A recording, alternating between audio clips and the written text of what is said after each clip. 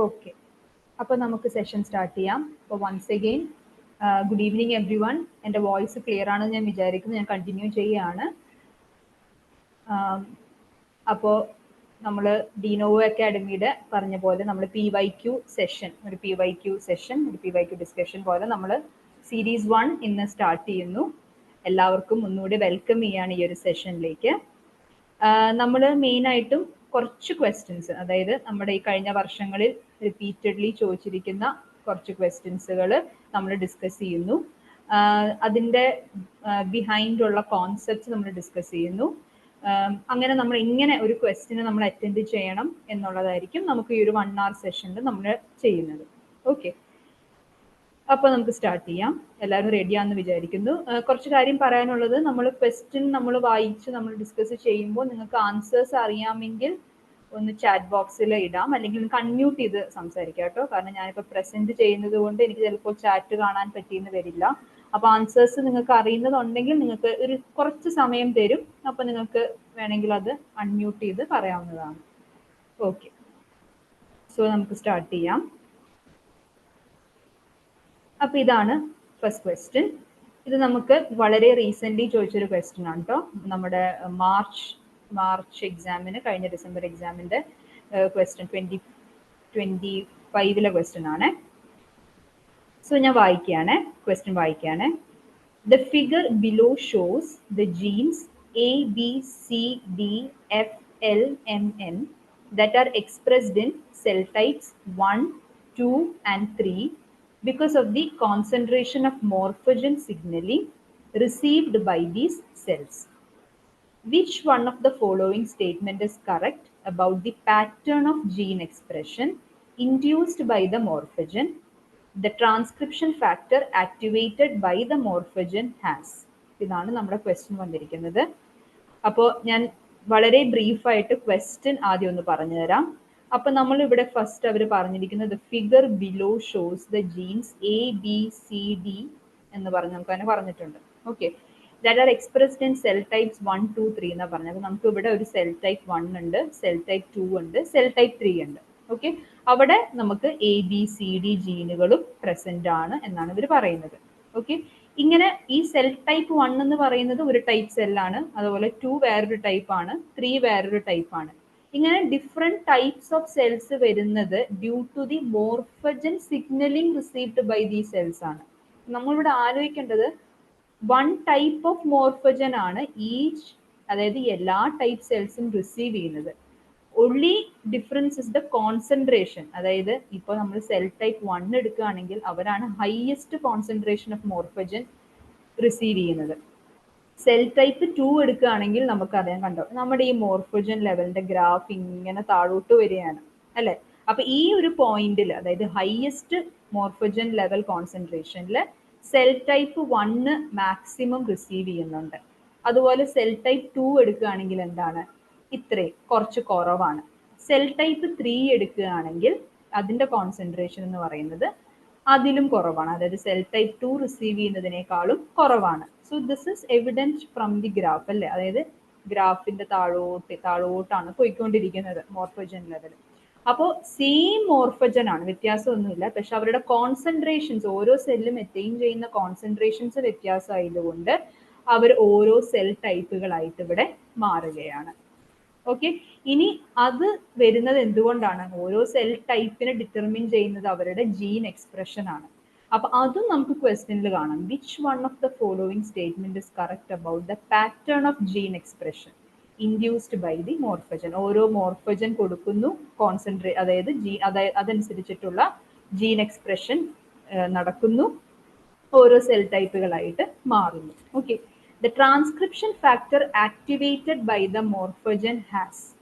Okay, first option വരുന്നത് higher affinity for regulatory region of A than that of D, higher affinity for regulatory region of F than that of C, same affinity for regulatory regions of A and B, lower affinity for regulatory region of M than that of C. Okay, ഇതാണ് നമുക്ക് options വരുന്നത്. Options ഇച്ചിരി confusing ആണ്.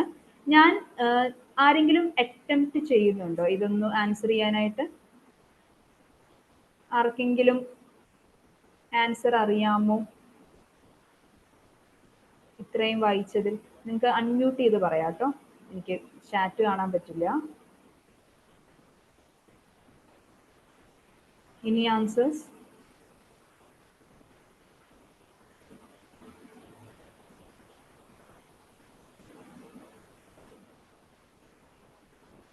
Okay. അപ്പോൾ ഈ question ശരിക്കും ഇത്തിരി confusing ആണ്. നമുക്കിതിൻ്റെ ഈ ക്വസ്റ്റ്യൻ്റെ ബിഹൈൻഡുള്ള ആ ഒരു കോൺസെപ്റ്റ് പറയുമ്പോൾ നമുക്ക് കുറച്ചും കൂടി ക്ലിയർ ആകും.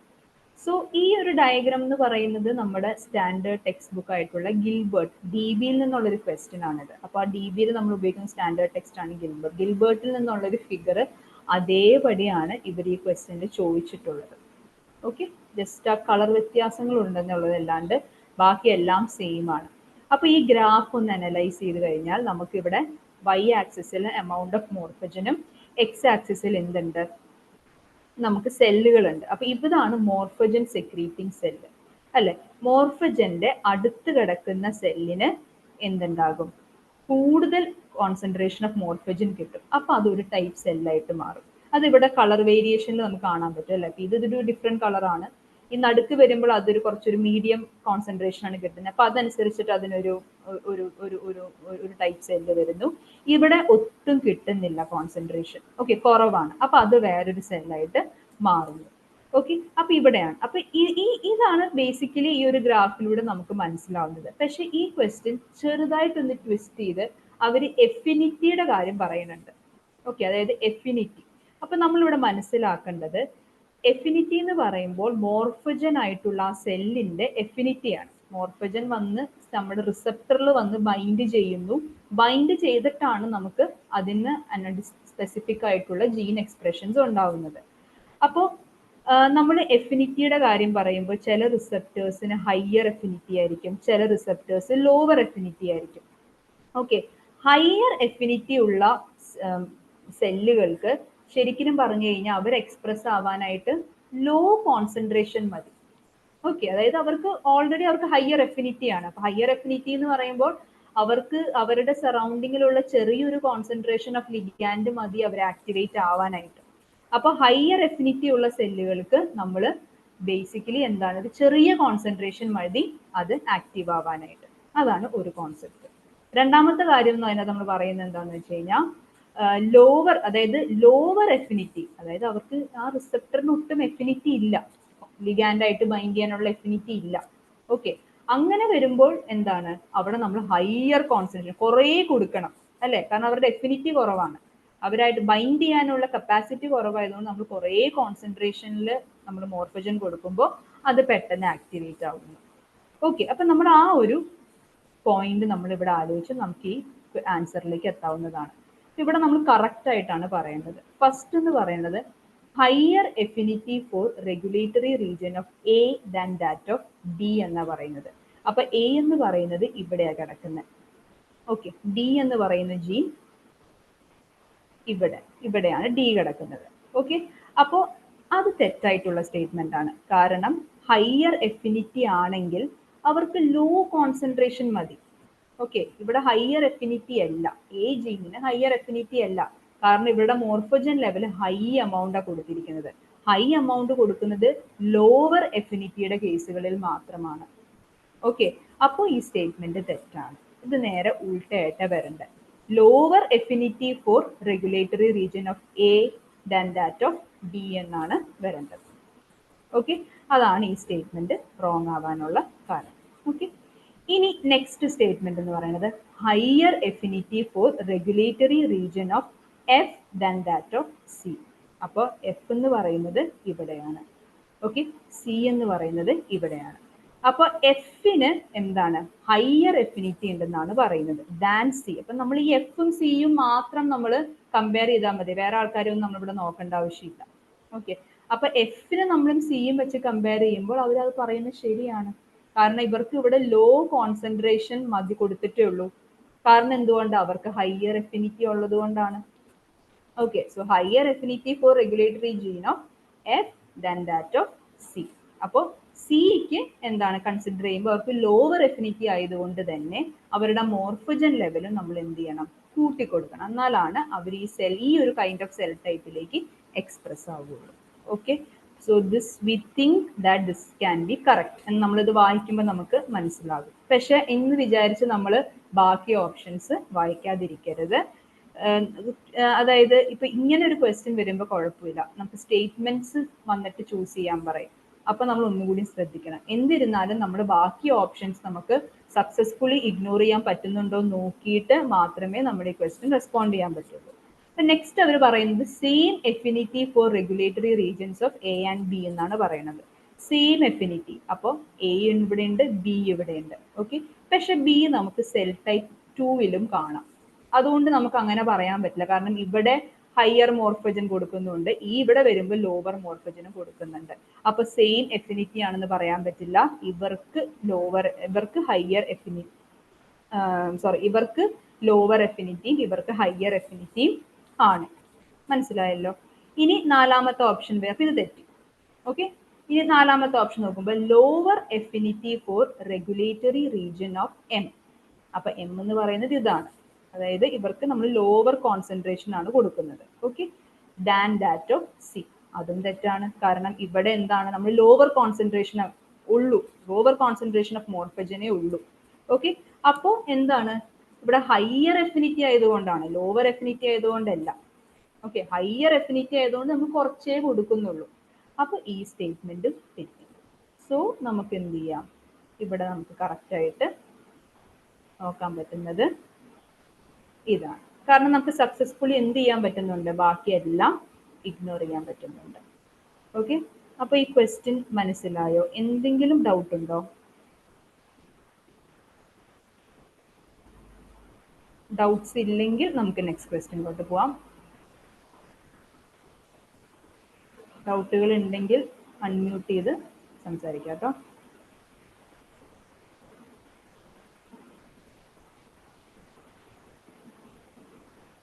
ഈ സ്ലൈഡിലോട്ട് വരുമ്പോൾ ഇവിടെ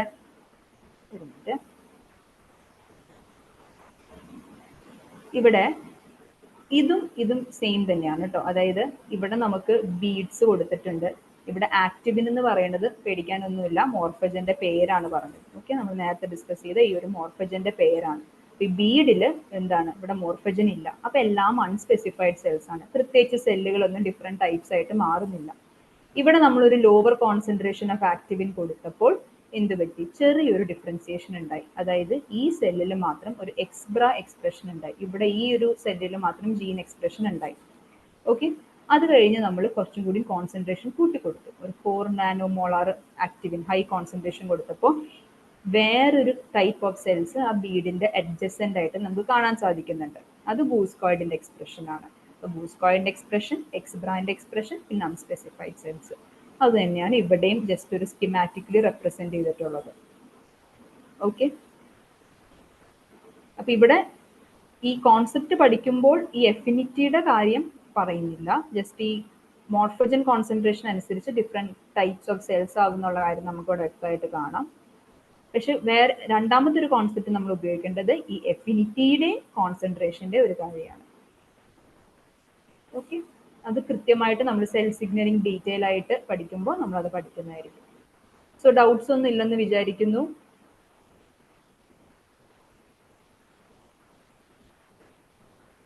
നെക്സ്റ്റ് ക്വസ്റ്റ്യനിലോട്ട് പോവാണേ. ഓക്കെ, ഇതൊരു ടെക്നിക് ക്വസ്റ്റ്യൻ ആണ്. അതായത് നമ്മൾ ടെക്നിക്സ് പഠിക്കുന്നുണ്ട്, അതിൻ്റെ ഒരു ക്വസ്റ്റ്യൻ ആണ്. എലൈസ, എൻസൈം ലിങ്ക്ഡ് ഇമ്മ്യൂണോസോർബന്റ് എസ്സേ എന്ന് എല്ലാവരും കേട്ടിട്ടുണ്ടാവും. അപ്പൊ ഈ ക്വസ്റ്റ്യനിലേക്ക് പോകുന്നതിന് മുമ്പ് ജസ്റ്റ് ഒരു ചെറിയൊരു ഐഡിയ ഇതിനെക്കുറിച്ച് പറഞ്ഞുതരാം. അപ്പോൾ ഇവിടെ നമുക്ക് ഡിഫറെന്റ് ടൈപ്സ് ഓഫ് എലൈസയെ കുറിച്ചാണ് കാണാൻ പറ്റുന്നത്. എല്ലാവർക്കും എലൈസ അറിയാമെന്ന് വിചാരിക്കുന്നു. അതൊരു ഡയഗ്നോസ്റ്റിക് ടെസ്റ്റ് ആണ്. നമ്മുടെ എയ്ഡ്സ് പോലെയുള്ള രോഗങ്ങൾ നമ്മൾ ടെസ്റ്റ് ചെയ്യാൻ ചെയ്യുന്നത് ഈ ഒരു എലൈസ എന്ന് പറയുന്ന ടെസ്റ്റ് വെച്ചിട്ടാണ്. അപ്പൊ നമുക്ക് ബേസിക്കലി നമ്മുടെ ബ്ലഡ് സിറത്തിനകത്ത് ആ ഒരു പെർട്ടിക്കുലർ ആന്റിജന് എതിരായിട്ടുള്ള ആന്റിബോഡീസിന്റെ പ്രസൻസ് കാണാനായിട്ടാണ് നമ്മൾ ഈ ടെസ്റ്റ് ചെയ്യാറുള്ളത്. ഓക്കെ, അപ്പോൾ ഇവിടെ നമുക്ക് 3 ടൈപ്പ് ടെസ്റ്റുകൾ വരുന്നുണ്ട്. മൂന്ന് ടൈപ്പ് എലൈസകൾ വരുന്നുണ്ട്. Indirect ELISA, sandwich ELISA, competitive ELISA. Okay, just ഒന്ന് പെട്ടെന്ന് എല്ലാം ഒന്ന് ജസ്റ്റ് ഒന്ന് പറഞ്ഞു തരാം. ഈ ഒരു എക്സ്പെരിമെന്റൽ സെറ്റപ്പ് എന്ന് പറയുമ്പോൾ നമുക്ക് ഇതൊരു മൈക്രോ ടൈറ്റർ പ്ലേറ്റുകളിലാണ് സാധാരണ ഇത് ചെയ്യാറുള്ളത്. ഈ ഒരു പാരറ്റിസ് ഇതിന്റെ ഇവിടെ നമ്മൾ ആന്റിജൻ കോട്ട് ചെയ്യും. ഇതിന്റെ ബേസിൽ നമ്മൾ ആദ്യം ആന്റിജൻ കോട്ട് ചെയ്യും. എന്നിട്ട് നമ്മൾ വാഷ് ചെയ്യും. വാഷ് ചെയ്യുന്ന എന്തിനാന്ന് വെച്ച് കഴിഞ്ഞാൽ എക്സസീവ് ആന്റിജൻസ് ഉണ്ടെങ്കിൽ അതെല്ലാം നമ്മൾ വാഷ് ചെയ്ത് നീക്കും. നമുക്ക് ഇവിടെ കൊള്ളാവുന്നത് മതി. ഓക്കെ, അത് കഴിഞ്ഞിട്ട് നമ്മൾ എന്ത് ചെയ്യുന്നു? ആന്റിബോഡീസ് ആഡ് ചെയ്യുന്നു. സ്പെസിഫിക്, അതായത് specific antibody to be measured. അതായത് സിറം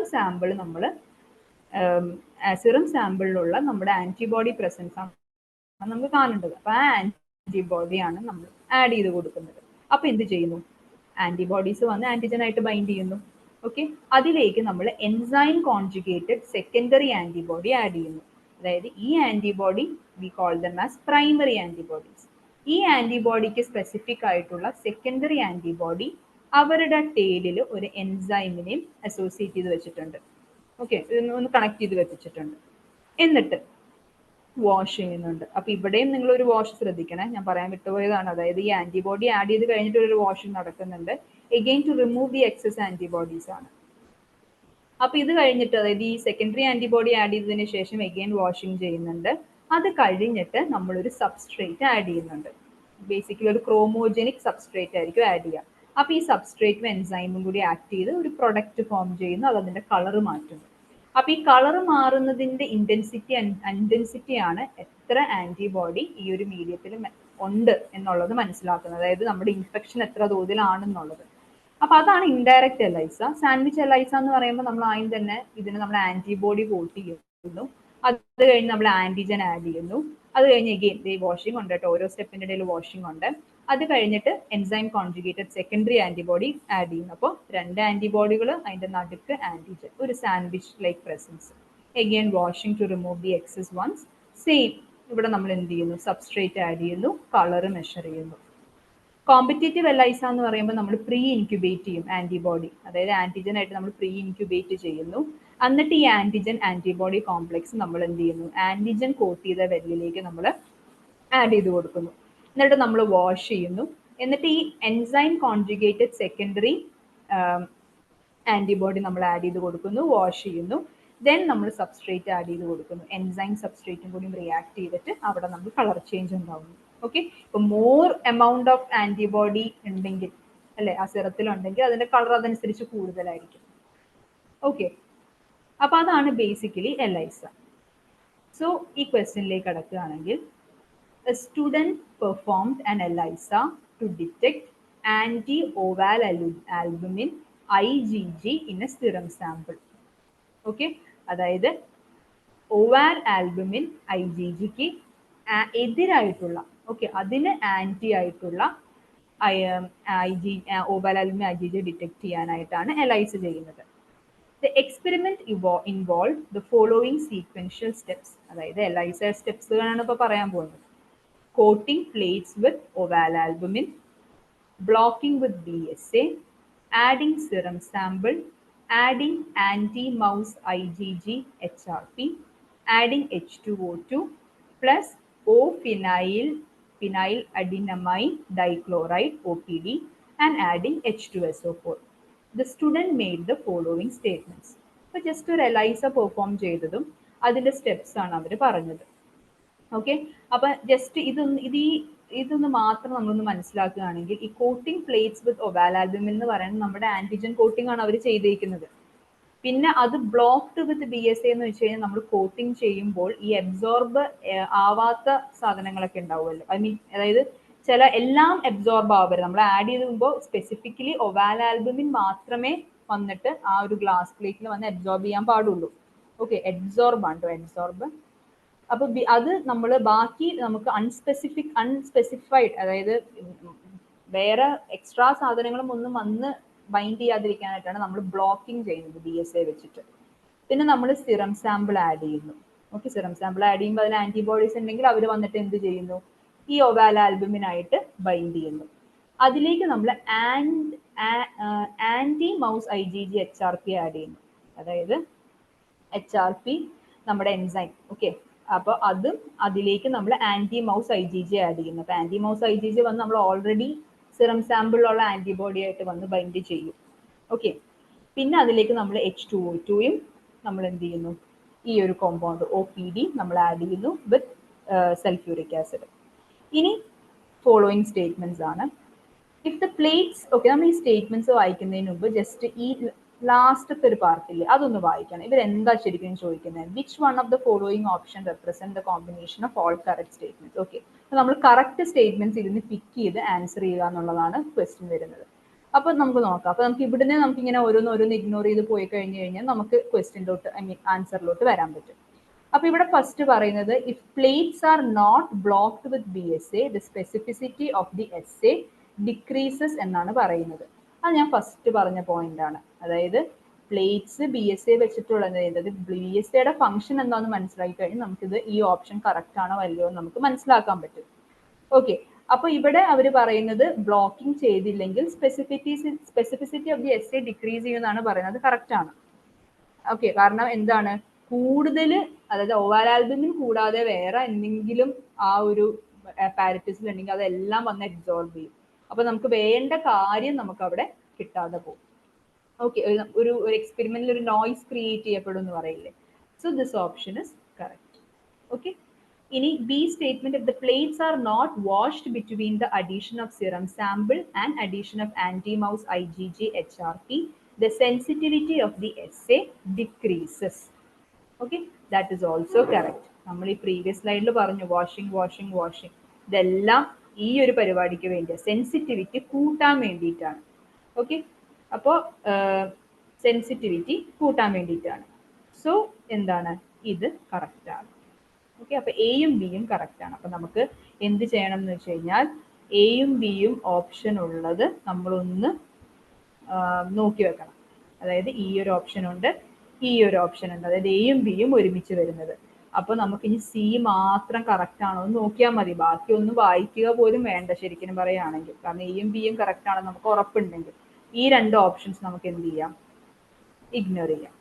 അപ്പൊ സി നോക്കുകയാണെങ്കിൽ, if the plates are not washed between the addition of anti mouse IgG HRP and addition of H2O2 plus OPD the specificity of the essay decreases. അതിൽ നിന്ന് തന്നെ again same സാധനം തന്നെയാണ് പറയുന്നത്, പക്ഷെ ആ procedure just next step wash ചെയ്തില്ല എന്നാണ് അവർ ചൂണ്ടിക്കാണിക്കുന്നത്. So that is also correct. Okay, അപ്പൊ ഇത്രയും നമുക്ക് അറിയുകയാണെങ്കിൽ നമുക്ക് എന്ത് ചെയ്യാം, ഈ ഒരു ഓപ്ഷനിലേക്ക് നമുക്ക് കിടക്കാം. ഓക്കെ, ഇതും കറക്റ്റ് ആണ്. ഓക്കെ, സോ എന്ത് ചെയ്യാം, ഇതാണ് നമ്മുടെ ഓപ്ഷൻ, കറക്റ്റ് ഓപ്ഷൻ ആയിട്ട് വരുന്നത്. ഓക്കെ, ബാക്കിയെല്ലാം തെറ്റാണ്.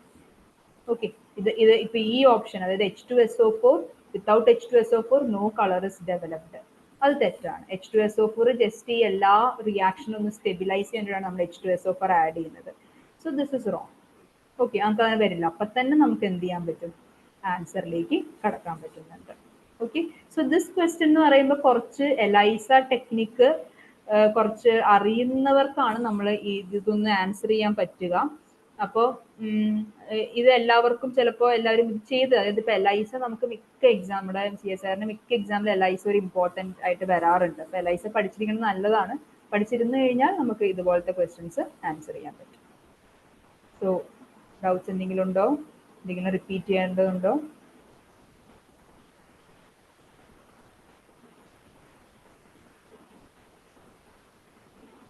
ഓക്കെ, ഇങ്ങനെയാണെങ്കിൽ നെക്സ്റ്റ് ക്വസ്റ്റ്യനിലോട്ട് പോവാം. Okay, so next question, in which of the following mating system there is likely to be no conflict of interest over reproductive success between sexes. So this is an ecology question. Okay, അതായത് in which of the following mating system there is likely to be no conflict of interest over reproductive success between sexes. അതായത് നമ്മളോട് ഇവിടെ ചോദിക്കുന്നത് mail ഫീമെയിലുകൾ തമ്മിൽ reproductive സക്സസിന്റെ പേരിൽ എന്തെങ്കിലും, അതായത് അവർ നമ്മളോട് എന്തെങ്കിലും കോമ്പറ്റീഷൻ, ഇതാണ് നോ കോൺഫ്ലിക്ട് ഓഫ് ഇൻട്രസ്റ്റ് അവർ ഉദ്ദേശിക്കുന്നത് കോമ്പറ്റീഷൻ എന്നുള്ളതാണ്. അപ്പൊ ഇതിൽ ഏത് മേറ്റിംഗ് സിസ്റ്റത്തിലാണ് അങ്ങനെ ഒരു കോമ്പറ്റീഷൻ, അതായത് മെയിൽസുകൾ തമ്മിലോ ഫീമെയിൽസിന്റെ ഇടയിലോ ഒരു കോമ്പറ്റീഷൻ കാണാത്തത് എന്നാണ് അവർ ചോദിക്കുന്നത്. ഓക്കെ, സോ നമുക്ക് ബേസിക്കലി ഈ ടേംസ് എല്ലാം അറിഞ്ഞിരുന്നാൽ ഈസി ആയിട്ട് ഈ ക്വസ്റ്റ്യനിലോട്ട് വരാൻ പറ്റും, ഐ മീൻ ആൻസർ വരാൻ പറ്റും. അതായത് പോളിയാൻഡ്രി എന്ന് പറയുകയാണെങ്കിൽ എന്താണ്, അതായത് it's a meeting system where more than one male okay mates with one female. Okay, ആൻഡ്രി നമുക്ക് കണക്ട് ചെയ്യാൻ പറ്റുന്നത് നമ്മുടെ പ്ലാന്റിലെ ആൻഡ്രീഷ്യം വെച്ചിട്ടാണ് അല്ലെ, മെയിൽ ഓർഗൻ. അപ്പൊ പോളിയാൻഡ്രി എന്ന് പറയുമ്പോൾ എന്താണ്, more than one male mating with a single female എന്നുള്ള രീതിയിലാണ് പോളിയാൻഡ്രി വരുന്നത്. മോണോഗാമി എന്ന് വെച്ച് കഴിഞ്ഞാൽ എന്താ, ഒരു single male and single female partners ആണ് ഇൻവോൾവ് ചെയ്തിട്ടുള്ളൂ മീറ്റിംഗിൽ. ഓക്കെ, ഒരു മെയിലും ഒരു ഫീമെയിലും അവർക്ക് ഒരു മെയിലിന് മോർ ദാൻ വൺ ഫീമെയിൽ പാർട്ട്നേഴ്സോ ഒരു ഫീമെയിലിന് മോർ ദാൻ വൺ മെയിൽ പാർട്ട്നേഴ്സോ ഉണ്ടാവില്ല ആ ഒരു മീറ്റിംഗ് സിസ്റ്റത്തിൽ. പ്രോമിസ്ക്വിറ്റിയും മൾട്ടിപ്പിൾ പാർട്ട്നേഴ്സിനെ കുറിച്ച്, അതായത് ഒരു മെയില് മോർ ദാൻ വൺ ഫീമെയിലിനെയോ ഒരു ഫീമെയിൽ മോർ ദാൻ വൺ മെയിലായിട്ട് മീറ്റ് ചെയ്യുന്നു, അതാണ് പ്രോമിസ്ക്വിറ്റി. പോളിഗാമി എന്ന് വെച്ചാലും എഗെയിൻ പ്രോമിസ്ക്വിറ്റിയുടെ സെയിം മീനിങ് വരുന്നതാണ്, അതായത് മോണോഗാമിയുടെ ഓപ്പോസിറ്റ് ആണ്, മൾട്ടിപ്പിൾ പാർട്ട്ണർ ആണ്. മോണോഗാമി മാത്രമാണ് എന്ത് പറയുന്നത്, ഒരു സിംഗിൾ, അതായത് one male mates with only one female.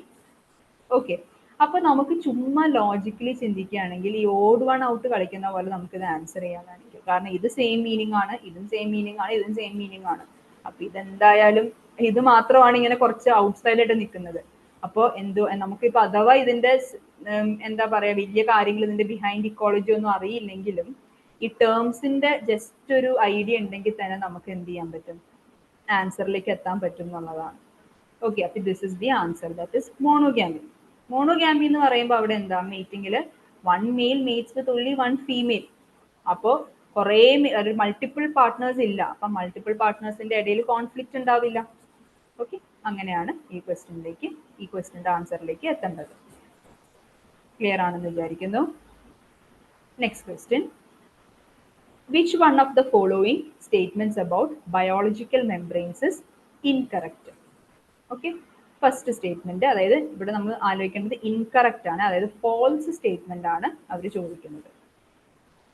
Lipid molecules can diffuse freely in the plain of bilayer. Okay, പിന്നെ the ratio of the size of the head group of fatty acyl chain of the phospholipid contributes to the curvature properties of the lipid membrane. C, individual lipid molecules rapidly rotate along their long axis. D, phospholipids freely diffuse from one leaflet bilayer to another. So this question ഇതൊന്ന് answer ചെയ്യണമെങ്കിൽ നമുക്ക് biological, അതായത് മെംബ്രെയിനെ കുറിച്ച് കുറച്ചൊരു factual knowledge വേണം. Direct question ആണ്. So first question actually lipid molecules can diffuse freely in the plain of bilayer is a correct statement. എല്ലാവർക്കും അറിയാമെന്ന് ഞാൻ വിചാരിക്കുന്നു. അതായത് അവരെന്താ പറയുന്നത്, നമുക്കറിയാം നമ്മുടെ നമ്മുടെ മെംബ്രെയിൻ ബൈലെയർ എന്ന് പറയുന്നത് തന്നെ എന്താണ്, ഒരു ലിപ്പിഡ് ആണ്, ഫോസ്ഫോലിപ്പിഡ്സ് ആണ്. അപ്പൊ ലിപ്പിഡ് മോളിക്യൂൾസിന് എന്താണ് ഈസി ആയിട്ട് അതിൽ കൂടെ pass. So that is a correct statement. The ratio of the size of the head group of fatty acyl chain of phospholipid contribute to the curvature properties of the lipid membrane. Okay, അത് നമ്മൾ നോക്കുമ്പോൾ അത് നമുക്കൊന്ന് അറിയേണ്ടതായിട്ടുണ്ട്. അതങ്ങനെ തന്നെയാണോ, അതായത് നമുക്ക് ഇത് കണ്ടോ, ഇതാണ് ലിപ്പിഡ്, അതായത് ഈ ഒരു മെംബ്രെയിൻ ഇവിടെ ഹൈലൈറ്റ് ചെയ്ത് കാണിച്ചിരിക്കുകയാണ്. സോ നമുക്കറിയാം ഒരു ഫോസ്ഫോലിപ്പിഡ് എടുക്കുകയാണെങ്കിൽ അവർക്കൊരു പോളാർ ഹെഡ് ഗ്രൂപ്പും ഉണ്ട്, ഒരു ഹൈഡ്രോഫോബിക് ടെയിലും ഉണ്ട്. ഓക്കെ, അതായത് ഹൈഡ്രോഫിലിക് ഹെഡും ഹൈഡ്രോഫോബിക് ടെയിലും. അവർക്ക് രണ്ട് സ്ട്രക്ചേഴ്സ് ആയിട്ട് നിൽക്കാം, അതായത് മെംബ്രെയിൻ ബൈലെയറുമായിട്ട് നിൽക്കാം, മിസെല്ല ആയിട്ട് നിൽക്കാം, ലിപ്പോസോമായിട്ട് നിൽക്കാം. ഫൈൻ. ഇനി ഇവിടെ നോക്കിക്കേ, ഇത് ഒരു ഡിഫറെന്റ് ടൈപ്സ് ഓഫ് ഫോസ്ഫോലിപ്പിഡ്സ് ഉണ്ട്. ഫോസ്ഫാറ്റിഡൈൽ കൊളീൻ ഉണ്ട്. കൊളീൻ എന്ന് പറയുമ്പോൾ അതിന്റെ ഒരു ടോട്ടൽ സൈസ് എന്ന് പറയുന്നത് വ്യത്യാസമുണ്ട്. അതനുസരിച്ചിട്ട് എന്താ, അതിന്റെ വിത്തിൽ വ്യത്യാസം വരുന്നുണ്ട്. ഓക്കെ, ഫോസ്ഫാറ്റിഡൈൽ കൊളീന്റെ സൈസ് 3.5 നാനോമീറ്റർ ആണ്. ഫോസ്ഫാറ്റിഡൈൽ കൊളീൻ അറ്റാച്ച്ഡ് വിത്ത് കൊളസ്ട്രോൾ വരുമ്പോൾ അത് 4 നാനോമീറ്റർ ആയിട്ട് മാറുന്നുണ്ട്. ഇനി സ്പിംഗോമൈലീനും കൊളസ്ട്രോളും കണ്ടോ, അവരിൽ കണ്ടില്ലേ, അവരിൽ ശരിക്കും പറയുകയാണെങ്കിൽ ആ ഒരു വിത്തിൽ വ്യത്യാസം വരുന്നുണ്ട്. ഇനി നമ്മൾ അവരുടെ ഹൈഡ്രോഫിലിക് ഹെഡ് ഗ്രൂപ്പിന്റെ സൈസ് എടുക്കുകയാണെങ്കിൽ ഇപ്പൊ ഇതെന്ന് പറയുന്നത് ഫോസ്ഫാറ്റിഡൈൽ കൊളീൻ ആണ്, ഇത് ഫോസ്ഫാറ്റിഡൈൽ എത്തനോളമീൻ. ഫോസ്ഫാറ്റിഡൈൽ കൊളീന്റെ ഹെഡ് ഗ്രൂപ്പ് ഇച്ചിരി വലുതാണ് ഫോസ്ഫാറ്റിഡൈൽ എത്തനോളമീൻ്റെ വെച്ച് നമ്മൾ കമ്പയർ ചെയ്യുമ്പോൾ. അങ്ങനെ അവരുടെ ഹെഡ് ഗ്രൂപ്പ് ഇങ്ങനെ ഇത്തിരി വലുതായതുകൊണ്ട് എന്തുകൊണ്ടാണ് അവരുടെ സൈസും സിലിണ്ട്രിക്കൽ ആയിട്ടാണ് വരുന്നത്. ഇവിടെ ഫോസ്ഫാറ്റിഡൈൽ എത്തനോളമീഡിന്റെ ഹൈഡ്രോഫിലിക് ഹെഡ് ഗ്രൂപ്പുകൾ ചെറുതായതുകൊണ്ട് എന്താണ് അവിടെ കോണിക്കൽ ഷേപ്പാണ് നമുക്ക് കാണുന്നത്. സോ നമ്മൾ ഈ ഒരു ഇതിലേക്ക് വരികയാണെങ്കിൽ the ratio of the size of head group of fatty acyl chain of phospholipid contributes to the curvature properties of lipid membranes എന്ന് പറയുമ്പോൾ യെസ് കണ്ട ഇവരെ ഒന്ന് മിസ്മാച്ച് ആയിട്ട് അറേഞ്ച് ചെയ്യുന്നപ്പോൾ അതിന്റെ കർവച്ചറിൽ മെംബ്രെയിൻ കർവച്ചറിൽ വ്യത്യാസം വരുന്നുണ്ടെന്നുള്ളതാണ്. ഓക്കെ, അല്ലെങ്കിൽ കർവച്ചർ പ്രോപ്പർട്ടി എങ്ങനെ ഇരിക്കണമെന്ന് ഡിറ്റർമിൻ ചെയ്യുന്നത് ഈ ഒരു ഹൈഡ്രോഫിലിക് ഹെഡ് ഗ്രൂപ്പിന്റെ സൈസ് ആണ്. ഇത് രണ്ടും ഇങ്ങനെ അറേഞ്ച് ചെയ്ത് വെച്ചുകൊണ്ട് നമുക്ക് ഇങ്ങനെ ഒരു കർവച്ചർ വന്നത് തന്നെ. So we can say that this statement is the second statement is also correct. Okay, next വരുന്നത് individual lipid molecules rapidly rotate along their axis. അതും ഒരു കറക്റ്റ് സ്റ്റേറ്റ്മെന്റ് ആണ്. അവർക്ക് റാപ്പിഡ്ലി അവരുടെ ആക്സിസിൽ അവർക്ക് റൊട്ടേറ്റ് ചെയ്യാൻ പറ്റും. നെക്സ്റ്റ് സ്റ്റേറ്റ്മെന്റ് അപ്പം already A B C correct ആണെങ്കിൽ പിന്നെ അവസാനത്തെ സ്റ്റേറ്റ്മെന്റ് ആയിരിക്കണം wrong. Phospholipids freely diffuse from one leaflet of bilayer to another. This is the wrong statement. Okay, ഇതാണ് നമ്മുടെ ഇവിടുത്തെ റോങ് സ്റ്റേറ്റ്മെന്റ്, പക്ഷേ ക്വസ്റ്റിന്റെ കറക്റ്റ് ഓപ്ഷൻ. അതായത് വൺ ലീഫ്ലെറ്റ് എന്ന് പറയുമ്പോൾ ഇത് നമുക്കൊരു ലീഫ്ലെറ്റ് ഇവിടെ കൃത്യം കാണാൻ കഴിയില്ല, എന്നാലും ഒരു ലീഫ്ലെറ്റ് ഇത്, മറ്റേ ലീഫ്ലെറ്റ് ഇത്, ബൈലെയർ. ഒരു മിനിറ്റ് ഞാൻ പോയിന്റ് ചെയ്യാം. ഓക്കെ, സോ ഇത് കണ്ടില്ലേ, ഇതൊരു സിംഗിൾ ബൈലെയർ, ഇതിന്റെ താഴെ ഇതാണ് ബൈലെയർ. ഓക്കെ, രണ്ട് ബൈലെയറുകൾ. അപ്പൊ ഇവിടെ നിന്നുള്ള ഒരു ഫോസ്ഫോലിപ്പിഡ് ഗ്രൂപ്പ് ഇങ്ങോട്ട് പോകുന്നതാണ് അവർ ഉദ്ദേശിക്കുന്നത്. അത് അവർ പറയുന്നത് അവർ ഫ്രീലി ഡിഫ്യൂസ് ചെയ്യുന്നതാണ് പറയുന്നത്. ഇല്ല, അവർ ഫ്രീലി ഡിഫ്യൂസ് ചെയ്യത്തില്ല. അവർക്ക് ATP വേണം ഒരു ബൈലെയറിൽ നിന്ന് വേറൊരു ബൈലെയറിലേക്ക് ജമ്പ് ചെയ്യാനായിട്ട്. Okay, next question. Which one of the following statements about ATP generating mitochondria is true? True statement ആണ് നമ്മൾ ഇതിൽ നിന്ന് ചൂസ് ചെയ്യേണ്ടത്. First statement, the outer membrane is permeable to protons, the inner membrane is not permeable to protons, the intermembrane space has high concentration of proton, the matrix has the highest concentration of proton. അപ്പോൾ ഈ ഒരു question വളരെ simple ആണ്. നമുക്ക് മൈറ്റോകോൺട്രിയയുടെ structure അറിയാമെങ്കിൽ അവിടെ നടക്കുന്ന ആ ഒരു ETC അല്ലെങ്കിൽ electron transport chain oxidative phosphorylation concept ഒക്കെ അറിയാമെങ്കിൽ നമുക്ക് ഈസി ആയിട്ട് ആൻസർ ചെയ്യാൻ പറ്റുന്നതാണ്. ഇവിടെ നമുക്ക് മെംബ്രെയിൻ ജസ്റ്റ് ഇവരിവിടെ മാഗ്നിഫൈ ചെയ്ത് കാണിച്ചിട്ടുണ്ട്. ഇവിടെ ഔട്ടർ മൈറ്റോകോൺഡ്രിയൽ മെംബ്രെയിനും ഉണ്ട്, ഇന്നർ മൈറ്റോകോൺഡ്രിയൽ മെംബ്രെയിനും ഉണ്ട്. This is the intermembrane space. So electron transport chain അല്ലെങ്കിൽ ഓക്സിഡേറ്റീവ് ഫോസ്ഫോറിലേഷൻ ചെയ്യുമ്പോൾ ഒരു കോംപ്ലക്സിൽ നിന്ന് വേറെ കോംപ്ലക്സിലേക്ക് നമുക്ക് ഇലക്ട്രോൺ ട്രാൻസ്പോർട്ട് ചെയ്യപ്പെടുകയാണ്, സിമ്പിൾ ആയിട്ട് പറയുമ്പോൾ. അപ്പൊ ഇവിടെ എന്താണ് നടക്കുന്നത്? ഇങ്ങനെ ട്രാൻസ്പോർട്ട് ചെയ്യുന്നതിന്റെ ഭാഗമായിട്ട് H+ അയോൺ കോൺസെൻട്രേഷൻ എന്താണ് ഇന്നർ മൈറ്റോകോൺഡ്രിയൽ മെംബ്രെയിനിൽ നിന്ന് പുറത്തേക്ക് വരുന്നുണ്ട്, അതായത് ഇന്റർ മെംബ്രെയിൻ സ്പേസിലേക്ക് വരുന്നുണ്ട്. അതുപോലെ ഇവിടെ നിന്ന് എന്താണ് H+ അയോൺ കോൺസെൻട്രേഷന്റെ അകത്ത്, അതായത് ഇന്റർ മെംബ്രെയിൻ സ്പേസിൽ നിന്ന് അകത്തോട്ട് പോകുമ്പോൾ ഒരു ഇലക്ട്രോൺ മോട്ടീവ് ഫോഴ്സ് ക്രിയേറ്റ് ചെയ്യപ്പെട്ടിട്ടാണ് ADP+ പൈറോഫോസ്ഫേറ്റിൽ നിന്ന് നമുക്ക് ATP ഉണ്ടാവുന്നത്. ഓക്കെ, ഇപ്പൊ ഇത്രയും നോളജ് നമുക്ക് ഉണ്ട്. ഓക്കെ, ഇവിടെ നമുക്ക് ഇങ്ങനെ ഒരു pumping of H+ ion concentration protons intermembrane സ്പേസിലേക്ക് നടക്കുന്നത് കൊണ്ട് ഇവിടെ ഹൈ H+ കോൺസെൻട്രേഷൻ ഈ ഇന്റർ മെംബ്രെയിൻ സ്പേസിൽ നമുക്ക് കാണാൻ സാധിക്കും. ഇത്രയും നമുക്ക് അറിയാം. ഇനി ഇത് വെച്ചുകൊണ്ട് നമ്മൾ ഇത് നോക്കുകയാണെങ്കിൽ the outer membrane is permeable to proton, that is completely false. അങ്ങനെ പോവും, അതായത് ഇവർ പെർമിയബിൾ ആയിരുന്നെങ്കിൽ ഇവിടെ ഒരു ഹൈ കോൺസെൻട്രേഷൻ ഓഫ് H+ നമുക്ക് ഉണ്ടാവില്ലായിരുന്നു ഇന്റർ മെംബ്രെയിൻ സ്പേസിൽ. ഇതിങ്ങനെ പോയേനെ, പുറത്തോട്ട് പോയേനെ, ഈ H+ കോൺസെൻട്രേഷൻ ഇവിടെ നിൽക്കില്ലായിരുന്നു. The inner membrane is not permeable to protons. അതും false ആണ്. അവർ പെർമിയബിൾ ആയതുകൊണ്ടാണല്ലോ ഈ ഒരു പരിപാടി നടക്കുന്നത്. അതായത് ഈ മാട്രിക്സിൽ നിന്ന് H+ ion concentration intermembrane സ്പേസിലേക്ക് പോകുന്നത് എന്തുകൊണ്ടാണ്? അവർ പെർമിയബിൾ ആയതുകൊണ്ടാണ്. Okay, so that is also false. The intermembrane space has high concentration of proton. ഇത് ഏകദേശം നമുക്ക് ഇതൊക്കെ വെച്ച് നോക്കുമ്പോൾ ഇവിടെ ഓൾറെഡി തന്നിട്ടുണ്ട് അല്ലേ, അത് കറക്റ്റ് സ്റ്റേറ്റ്മെന്റ് ആണ്. Matrix has highest concentration of proton. No, they have low concentration. ഇവിടെ നിങ്ങോട്ട് പമ്പ് ചെയ്യപ്പെടുകയാണ്. സോ ഈ ക്വസ്റ്റ്യന്റെ ആൻസർ വരുന്നത് ഓപ്ഷൻ സി ആണ്. വളരെ സിമ്പിൾ ആയിട്ട് നമുക്ക് ഒരു ജനറൽ ഒരു ഐഡിയ ഉണ്ടെങ്കിൽ നമുക്ക് ആൻസർ ചെയ്യാൻ പറ്റുന്ന ഒരു ക്വസ്റ്റ്യൻ ആണ്. ഓക്കെ, ഡൗട്ട്സ് ഒന്നും ഇല്ലെന്ന് വിചാരിക്കുന്നു. മുന്നോട്ട് പോവാണേ. Which of the following pairs of trait is most likely in a species when maternal investment is high? So this is again ഒരു ഇക്കോളജി ക്വസ്റ്റ്യൻ ആണ് വരുന്നത്. അതായത് നമുക്ക് കുറച്ച് ട്രേറ്റ്സുകൾ തന്നിട്ടുണ്ട്. ഓക്കെ, അതായത് കുറച്ച് ട്രേറ്റ്സ് തന്നിട്ടുണ്ട്. അവിടെ നമുക്ക് മെറ്റേണൽ ഇൻവെസ്റ്റ്മെന്റ് ഹൈ കാണിക്കുന്ന സ്പീഷീസിന്റെ ട്രേറ്റ്സ് ഈ 4 ഏതാണെന്നാണ് ചോദിക്കുന്നത്. അപ്പൊ നമുക്ക് എന്താണ് ഈ മെറ്റേണൽ ഇൻവെസ്റ്റ്മെന്റ്? മെറ്റേണൽ ഇൻവെസ്റ്റ്മെന്റ് എന്ന് വെച്ചാൽ ഒന്നുമില്ല, അതായത് ഒരു നമ്മൾ റീപ്രൊഡക്ഷന്റെ സമയത്ത് as A part of reproduction mother എത്രത്തോളം അവരുടെ എനർജി ഓഫ് സ്പ്രിങ്സിന് വേണ്ടി അവൈലബിൾ ആക്കുന്നു അല്ലെങ്കിൽ ഇൻവെസ്റ്റ് ചെയ്യുന്നു, അതാണ് മെറ്റേണൽ ഇൻവെസ്റ്റ്മെന്റ്. അപ്പോൾ അവർക്കും മെറ്റേണൽ ഇൻവെസ്റ്റ്മെന്റ് ഹൈ ആയിട്ടുള്ള സ്പീഷീസിനും മെറ്റേണൽ ഇൻവെസ്റ്റ്മെന്റ് ലോ ആയിട്ടുള്ള സ്പീഷീസിനും ഡിഫറെന്റ് ക്യാരക്ടേഴ്സ് ഉണ്ടാവും, ഡിഫറെന്റ് ട്രേറ്റുകൾ ഉണ്ടാവും. ആ ട്രേറ്റ് അവർക്ക് ഉള്ളത് കൊണ്ടാണ് അവർക്ക് ആ ഇക്കോസിസ്റ്റത്തിൽ ജീവിക്കാൻ സാധിക്കുന്നത്. അപ്പൊ നമുക്കൊന്ന് ഈ ഓരോ ട്രേറ്റ്സും പരിശോധിക്കുകയാണെങ്കിൽ മെറ്റേണൽ ഇൻവെസ്റ്റ്മെന്റ് ഹൈ ആയിട്ടുള്ള ഏത് ട്രേറ്റ് കൂടുതൽ സപ്പോർട്ട് ചെയ്യുന്നത് നോക്കാം. Multiple reproductive events and high maternal mortality, അതൊരു ട്രേറ്റ് ആണ്. അതായത് മെറ്റേണൽ ഇൻവെസ്റ്റ്മെന്റ് ഹൈ ആണെങ്കിൽ മൾട്ടിപ്പിൾ റീപ്രൊഡക്റ്റീവ് ഇവന്റ്സ് ആ ഒരു സ്പീഷീസ് പ്രൊമോട്ട് ചെയ്യില്ല.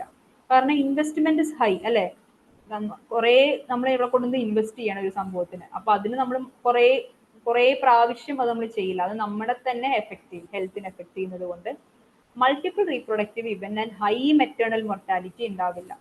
മെറ്റേണൽ ഇൻവെസ്റ്റ്മെന്റ് കൊടുക്കേണ്ട സ്പീഷീസ് ആയതുകൊണ്ട് മെറ്റേണൽ മൊർട്ടാലിറ്റി ഹൈ ആക്കാൻ ഒരിക്കലും ആ സ്പീഷീസ് സമ്മതിക്കില്ല, അല്ലെങ്കിൽ അങ്ങനെ ഒരു ട്രേറ്റ് ആ സ്പീഷീസിന് ഉണ്ടാവില്ല. കാരണം അങ്ങനെ ഒരു ഹൈ മെറ്റേണൽ മൊർട്ടാലിറ്റി ഉണ്ടെങ്കിൽ ആ സ്പീഷീസ് ജീവിക്കില്ല, അതിന്റെ മുന്നോട്ട് പോകാൻ പറ്റില്ല. കാരണം അവർക്ക് മെറ്റേണൽ ഇൻവെസ്റ്റ്മെന്റ് ഹൈ ആയിട്ട് കൊടുക്കേണ്ട ഒരു കേസാണ് ഇവിടെ വരുന്നത്. ഇനി ബി സ്റ്റേറ്റ്മെന്റ് എടുക്കുമ്പോൾ slow developmental rate and low maternal fecundity. Okay, അതവിടെ വെക്കാം. ഇവരുടെ മീനിങ് ഞാൻ ജസ്റ്റ് പറഞ്ഞുതരാം. അതായത് ഇവർ പറയുന്നത് slow developmental rate, developmental rate slow ആയിരിക്കും. ലോ മെറ്റേണൽ ഫീക്കൻഡിറ്റി, ഫീക്കൻഡിറ്റി എന്ന് വെച്ച് കഴിഞ്ഞാൽ ജസ്റ്റ് എഗ് ലേയിങ് ആണ്, അത് ലോ ആയിരിക്കും എന്നാണ് അവർ പറയുന്നത്. ഓക്കെ, അതിന്റെ ഫസ്റ്റ് പാർട്ടിൽ ഒരു കൺഫ്യൂഷൻ ഉണ്ട്, but then second part is very well correct. Okay, ഇനി സി എടുക്കുകയാണെങ്കിൽ few reproductive events and low maternal fecundity. So നമുക്ക് ഓൾറെഡി ലോ മെറ്റേണൽ ഫീക്കൻഡിറ്റിനെ കുറിച്ച് ഏകദേശം നമുക്ക് ഷുവർ ആണ്. അതായത് അവർക്ക് ഇൻവെസ്റ്റ്മെന്റ് ഹൈ ആയതുകൊണ്ട് മെറ്റേണൽ ഇൻവെസ്റ്റ്മെന്റ് അല്ലെങ്കിൽ ആഫ്റ്റർ കെയർ കുറെ കൊടുക്കേണ്ട ആവശ്യമുള്ളത് കൊണ്ട് എഗ് ലേയിങ് കുറവായിരിക്കും, അല്ലെങ്കിൽ number of offsprings produced കുറവായിരിക്കും. This is correct. Few reproductive events, that is also correct അല്ലെ. ഇത് കറക്റ്റ് ആണെങ്കിൽ ഇതിന് നേരെ ഓപ്പോസിറ്റ് ആണ് ഇത് പറയുന്നത്. So this is correct. Few reproductive events and low maternal fecundity. ഇനി ഡി സ്റ്റേറ്റ്മെന്റ് ജസ്റ്റ് വായിക്കുന്നു. Few reproductive events, that is correct, but high maternal mortality, അത് തെറ്റി. സോ ഇവിടെ നമ്മൾ കുറച്ചും കൂടി നമ്മൾ ഈ രണ്ട് സ്റ്റേറ്റ്മെന്റ്സ് വെച്ച് നോക്കുമ്പോൾ ഇതാണ് കുറച്ചും കൂടി, അതായത് സി സ്റ്റേറ്റ്മെന്റ് ആണ് കുറച്ചും കൂടി ആപ്റ്റ് ആയിട്ടുള്ള ഒരു ആൻസർ ഓപ്ഷൻ. ഓക്കെ, അപ്പൊ നമ്മൾ ഇത് ജസ്റ്റ് 3-4 ടേംസിന്റെ മീനിങ് മനസ്സിലാക്കിയാൽ നമുക്ക് ആൻസർ ചെയ്യാൻ പറ്റാവുന്ന ഒരു ക്വസ്റ്റ്യൻ ആണ് ഇപ്പോൾ കാണിച്ചിരിക്കുന്നത്. ക്ലിയർ ആയെന്ന് വിചാരിക്കുന്നു. Next question. ഓക്കെ, സോ ഇത് ഞാൻ ഈ ഒരു സ്ലൈഡ് ഇട്ടത് ഇവിടെ നമ്മളൊരു R&K സെലക്ടഡ് സ്പീഷീസ്, അതായത് നമുക്ക് ഈ ഒരു concept of maternal investment, reproductive event, അതൊക്കെ അല്ലെങ്കിൽ ഫീക്കൻഡിറ്റി, ഇതെല്ലാം നമുക്ക് ഒരു R&K സെലക്ടഡ് സ്പീഷീസ് ആയിട്ട് നമുക്ക് കോറിലേറ്റ്. അതുകൊണ്ട് മാത്രം ഈ ടേബിൾ ഇട്ടതാണ്. This is a table from ഇക്കോളജിയുടെ സ്റ്റാൻഡേർഡ് ടെക്സ്റ്റ് എന്നുള്ളൊരു ടേബിൾ ആണ്. അപ്പോൾ ഇവിടെ നമുക്ക് characteristics of R&K selected species ഉണ്ട്. ലൈഫ് ഹിസ്റ്ററി ഫീച്ചേഴ്സ് എന്ന് വെച്ച് കഴിഞ്ഞാൽ അവരുടെ ലൈഫിൽ അവരുടെ നമുക്ക് ആ ഒരു ലൈഫ് ഹിസ്റ്ററിയിൽ ഉണ്ടാവുന്ന ഒരു ജനറൽ ട്രേറ്റുകളാണ് ഇതെല്ലാം. ഓക്കെ, നമ്മുടെ ഇക്കോസിസ്റ്റത്തിൽ ആർ സെലക്റ്റഡും കെ സെലക്റ്റഡ് എന്ന് പറഞ്ഞ 2 സ്പീഷീസുകൾ ഉണ്ട്. ഓക്കെ, മേ ബി ഞാൻ ആദ്യം തന്നെ അതിന്റെ എക്സാമ്പിളിലോട്ട് പോയാൽ നിങ്ങൾക്ക് പെട്ടെന്ന് പിടികിട്ടും. അതായത് ആർ സെലക്റ്റഡ് സ്പീഷീസ് എന്ന് പറയുമ്പോൾ അതിന്റെ എക്സാമ്പിൾസ് വരുന്നത് സ്മോൾ ഫിഷസ്, ഇൻസെക്ട്, ബാക്ടീരിയ. അതായത് നമ്മൾ വളരെ പ്രാധാന്യം കുറവ് കൊടുക്കുന്ന കുറച്ച് ആൾക്കാരില്ലേ, ചെറിയ ലെവലിൽ കാണുന്ന animals, insect, small fish, bacteria. K selected എന്ന് പറയുമ്പോൾ large mammals, parrot, large turtle, അതായത് കുറച്ചും കൂടി ഡെവലപ്ഡ് ആയിട്ടുള്ള ഓർഗാനിസംസ്. ഓക്കെ, അതാണ് കെ സെലക്റ്റഡ്. ആർ സെലക്റ്റഡ് എന്ന് പറയുമ്പോൾ കുറച്ചും കൂടി സിമ്പിൾ ആയിട്ടുള്ള ആൾക്കാർ. അവരുടെ ഇൻട്രിൻസിക് റേറ്റ് ഓഫ് ഇൻക്രീസ്, അതായത് അവരുടെ റീപ്രൊഡക്റ്റീവ് റേറ്റ് എപ്പോഴും ഹൈ ആയിരിക്കും. അത് നമുക്ക് ചിന്തിച്ചു നോക്കിയാൽ അറിയാം അല്ലെ. ഒരു ഫിഷ് അല്ലെങ്കിൽ ഒരു ഇൻസെക്ട് എന്തോരം മുട്ടയും, അവരുടെ റീപ്രൊഡക്ഷൻ വളരെ ഹൈ ആണ്. എന്നാൽ വലിയ ആനിമൽസിലോട്ട് വരുമ്പോൾ എന്താണ്, നമുക്ക് ആ അത്രയും നമ്പർ ഓഫ് ഒരു റീപ്രൊഡക്ഷൻ അല്ലെങ്കിൽ ഗ്രോത്ത് അല്ലെങ്കിൽ ഒരു റീപ്രൊഡക്റ്റീവ് കപ്പാസിറ്റി നമുക്ക് ഇവിടെ കാണാൻ സാധിക്കില്ല. അപ്പൊ ഹൈ ലോ. ഡെവലപ്മെന്റ് റാപ്പിഡ് ആയിരിക്കും, ഇവിടെ ഡെവലപ്മെന്റ് സ്ലോ ആയിരിക്കും അല്ലെ. ഇവിടേക്ക് ഒരു മെറ്റാമോർഫോസിസ് എന്നൊക്കെ പറയുന്നത് അത്രയും കുറച്ച് നേരം കൊണ്ട് എടുക്കുന്ന കാര്യമാണ് അല്ലെ. അപ്പോൾ അത് പിന്നെ ഇവിടെ റീപ്രൊഡക്റ്റീവ് റേറ്റ് നോക്കുമ്പോൾ high low again same. Reproductive age early ആയിരിക്കും അല്ലെ. ഇപ്പൊ ഈ ആനിമൽസിനെ കൺസിഡർ ചെയ്യുമ്പോൾ അവർക്കൊരു പ്യൂബർട്ടി സ്റ്റേജോ, ഞാൻ ഹ്യൂമൻസിനെ വെച്ചിട്ടാണ് പറയുന്നത്, അങ്ങനെ ഉണ്ടാവാറില്ല അല്ലെ. അവർക്ക് ഈ റീപ്രൊഡക്റ്റീവ് ഏജ് ഏർലി എത്തും. എന്നാൽ ഈ കേസിൽ നമുക്കൊരു ഭയങ്കര ഒരു എന്താ പറയുക, ഒരു കൃത്യമായിട്ടുള്ള ഒരു ജുവനൈൽ സ്റ്റേജും മെച്യൂർ സ്റ്റേജസ് ഒക്കെ നമുക്ക് ഇവിടെ കാണാൻ പറ്റും. So the reproductive age is late here. Body size small ആയിരിക്കും, ഇവിടെ ലാർജ് ആയിരിക്കും. ലെങ്ത് ഓഫ് ലൈഫും ഷോർട്ടും, ഇവിടെ ലോങ്ങും ആണ്. കോമ്പറ്റീറ്റീവ് എബിലിറ്റി വീക്ക് ആണ്, ഇവിടെ സ്ട്രോങ് ആണ്. Survivorship curve again is another classification നമ്മൾ ഇക്കോളജിയിൽ കാണുന്നത്. അത് നമുക്ക് ഇനി വരുന്ന സെഷൻസിൽ കുറച്ച് കൂടുതൽ അതിനെക്കുറിച്ച് അറിയാൻ കഴിയും. ഞാൻ ഇപ്പം അതിനെക്കുറിച്ചൊന്നും പറയുന്നില്ല. പോപ്പുലേഷൻ സൈസ് എന്ന് പറയുന്നത് വേരിയബിൾ ആണ്, ഇവിടെ കോൺസ്റ്റന്റ് ആയിരിക്കും. ഡിസ്പേഴ്സൽ എബിലിറ്റി, അതായത് ഒരു ഏരിയയിൽ നിന്ന് വേറൊരു ഏരിയയിലേക്ക് അവർ ഡിസ്പോസ് ചെയ്ത് ഒരു പുതിയ കോളനി ഉണ്ടാക്കാനായിട്ട് ഇവർക്ക് ആ സെലക്ടഡ് സ്പീഷീസിന് എളുപ്പം പറ്റും.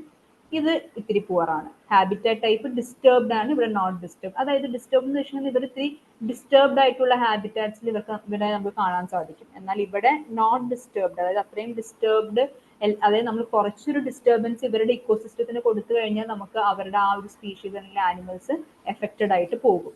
അത്രയേ ഉള്ളൂ. ഓക്കെ, ഇതൊരു ഇമ്പോർട്ടൻറ്റ് ഒരു സംഭവമാണ് നമ്മുടെ ഇക്കോളജി നമ്മൾ കൺസിഡർ ചെയ്യുമ്പോൾ. നമ്മുടെ CSIR എക്സാമിനെ വെച്ച് നോക്കുമ്പോൾ RNK സെലക്ഷനിൽ നമുക്ക് ക്വസ്റ്റ്യൻസ് എല്ലാ പ്രാവശ്യം തന്നെ ഉണ്ടാവാറുണ്ട്. ആപ്ലിക്കേഷൻ ലെവൽ ആയാലും ഇങ്ങനത്തെ സിമ്പിൾ ക്വസ്റ്റ്യൻസ് ആയാലും ഒക്കെ നമുക്ക് കാണാൻ സാധിക്കും.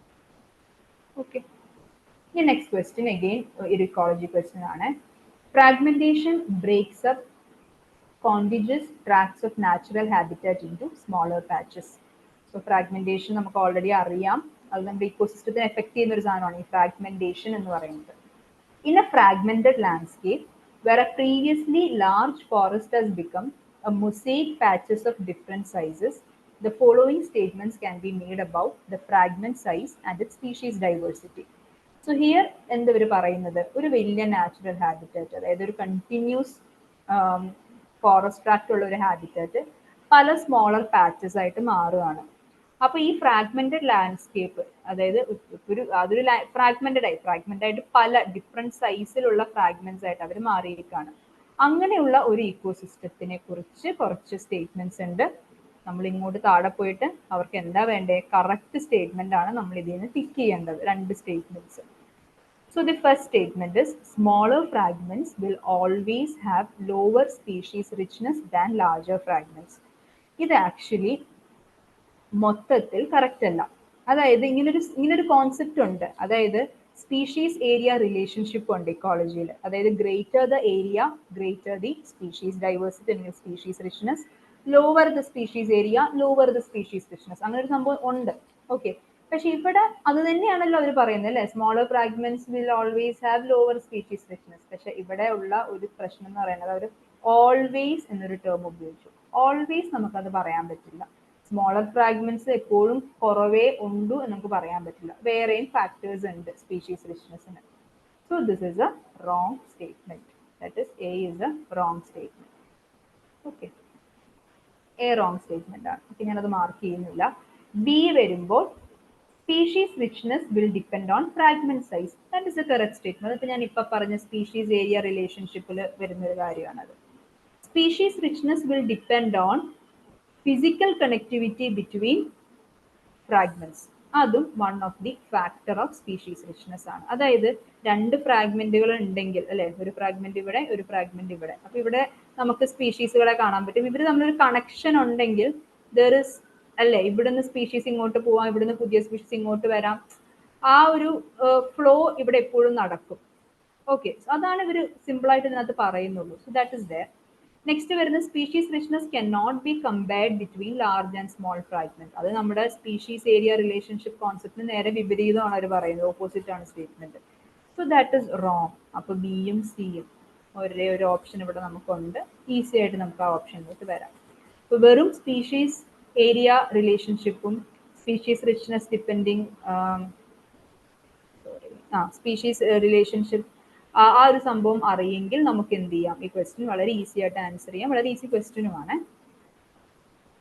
അടുത്തത് ഒരു എവല്യൂഷൻ ക്വസ്റ്റ്യൻ ആണ്. എന്തെങ്കിലും ഡൗട്ട്സ് ഉണ്ടോ?